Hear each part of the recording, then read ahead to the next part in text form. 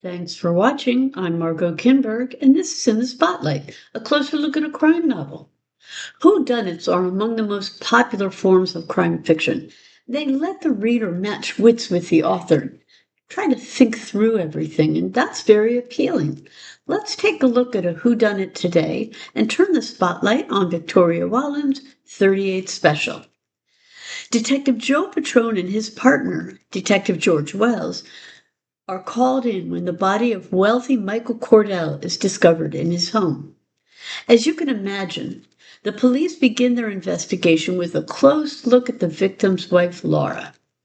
She certainly has a financial motive, but she claims that she was out to dinner with her brother and didn't get back until after her husband had been shot. Her brother, John, confirms the alibi, and Laura has a receipt from the restaurant that corroborates her claim. Further digging shows that Laura's husband and brother had a good relationship. There was no murder motive here. And in any case, he has an alibi too. This brings Patrone and Wells back to the beginning, and they start to consider Cordell's business associates and other people who knew him. That doesn't get them very far, though. There's no pressing motive and no evidence to suggest that any of those associates were at the house on the night of the murder. It's a frustrating case. And it's not until Patrone recalls one particular piece of information that he and Wells get to the truth. So, what are the elements in this story? What keeps it going and keeps the reader's interest? Well, this is a traditional style whodunit.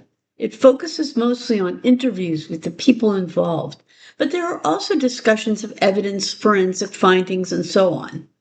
As the story goes on, the different conversations that Patrone and Wells have with witnesses and suspects reveal important information.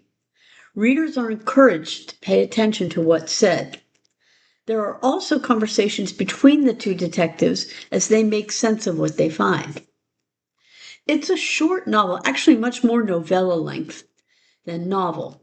Readers who would like a pause between longer novels will appreciate this. The story is told from Patrone's perspective, third person, past tense. He's a confirmed bachelor who sometimes flirts with women and goes out with them, but he's not leering, obnoxious, or disrespectful. He's just unattached. He lives on his own with his dog Jerry, and for right now, that's the way he likes it. We learn less about Wells, in fact, not much at all. So this is a little more in line with more traditional mystery formats where you don't learn all that much about the detectives. It's worth noting, though, that Patrone and Wells have a solid partnership. They don't really socialize together very much, but they trust and respect each other, and each contributes to solving the case. Sometimes Patrone asks the questions, sometimes Wells does. This is a traditional style story, so there's very limited violence and no explicitness. Readers who prefer their crime fiction that way will be pleased.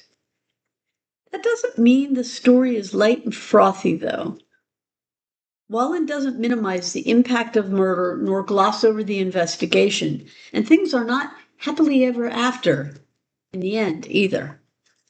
That said, though, you couldn't really call this a bleak novel. There's real sadness, of course, even tragedy. But Wallin doesn't dwell on it, and there's a sense that things will go on. 38 Special is a whodunit that focuses on the death of a wealthy marketing executive with seemingly no enemies. It features a traditional style structure, a cast of suitable suspects, and two detectives who sift through the evidence to get to the truth. This has been In the Spotlight. I'm Margot Kinberg. Thanks for watching.